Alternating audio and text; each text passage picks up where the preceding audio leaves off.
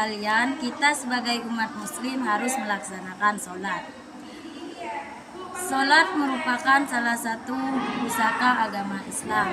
Sholat, siapa yang melaksanakan sholat berarti menegakkan agama Islam.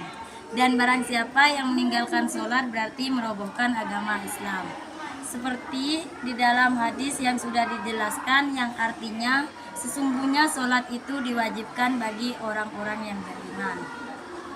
Bukan itu saja, sholat juga merupakan salah satu olahraga yang menyehatkan kita dan membersihkan jiwa kita dari hal-hal yang kotor.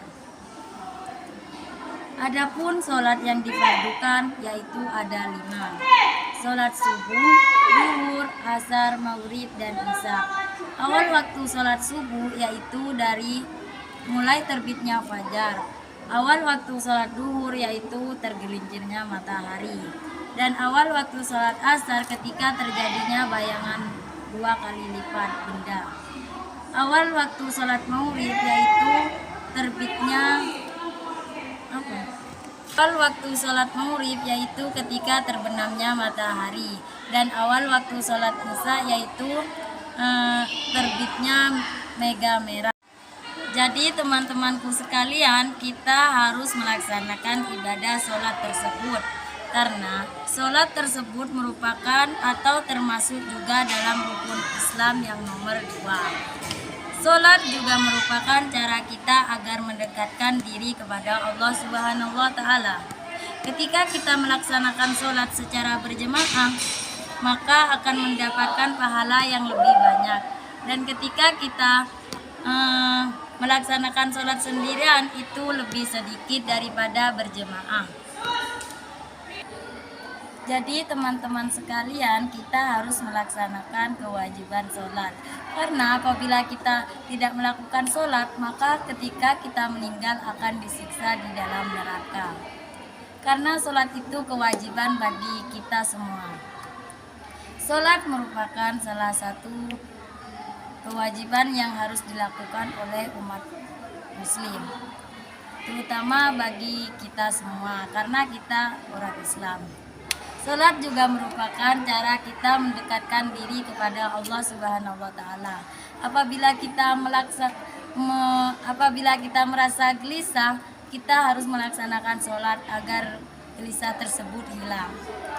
Karena sholat itu juga termasuk obat bagi kita. Sholat juga merupakan pusaka agama Islam. Barang siapa yang melaksanakan sholat berarti menegakkan agama Islam. Dan barang siapa sebaliknya yang meninggalkan sholat berarti merobohkan agama Islam. Nah, adapun sholat yang wajib kita laksanakan yaitu ada 5. Yang pertama subuh, zuhur, asar, maghrib, dan isya. Ada pula sholat yang sangat dianjurkan yaitu ada 3, seperti sholat malam, sholat witir, dan sholat duha. Ada pula sholat yang disunahkan yaitu seperti sholat qobliyah, ba'diyah, dan sholat 2 hari raya, sholat minta hujan, dan ada banyak lainnya. Jadi teman-teman sekalian, kita harus melaksanakan ibadah sholat tersebut. Karena sholat tersebut termasuk rukun Islam yaitu ada 5 teman-teman. Yang pertama syahadat, sholat, zakat, puasa, dan haji bagi orang yang mampu.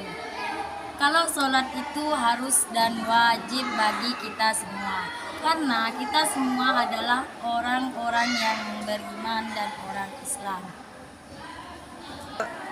Jadi kita sebagai umat Islam harus melaksanakan sholat.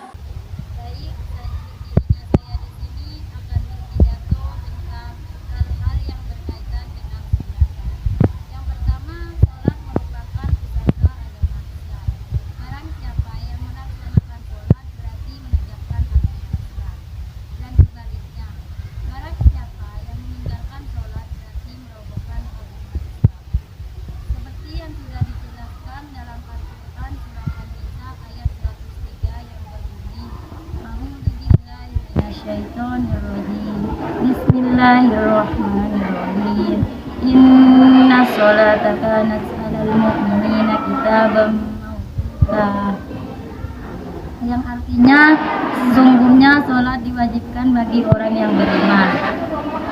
Bukan itu saja teman-teman, sholat juga merupakan olahraga yang dapat menyehatkan tubuh kita dan mensucikan jiwa kita dari hal-hal yang kotor. Sholat yang difardukan yaitu ada 5 waktu. Yang pertama sholat zuhur, yang kedua sholat asar, dan yang ketiga sholat maghrib, yang keempat sholat isya, dan yang kelima sholat subuh. Sholat zuhur yaitu ada 4 rakaat, dan sholat asar ada 4 rakaat, sholat maghrib ada 3 rakaat, dan sholat isya ada 4 rakaat, dan sholat subuh ada 2 rakaat. Nah teman-teman, ada pula sholat yang disunahkan yaitu seperti sholat qobliyah, ba'diyah, sholat 2 hari raya, sholat minta hujan, dan ada banyak lainnya. Jadi teman-teman, kita harus melaksanakan sholat tersebut karena sholat merupakan rukun Islam yang nomor 2. Sholat juga merupakan cara kita untuk mendekatkan diri kepada Allah. Ketika kita melaksanakan sholat secara berjamaah, maka kita akan mendapatkan pahala yang banyak daripada kita sholat sendiri.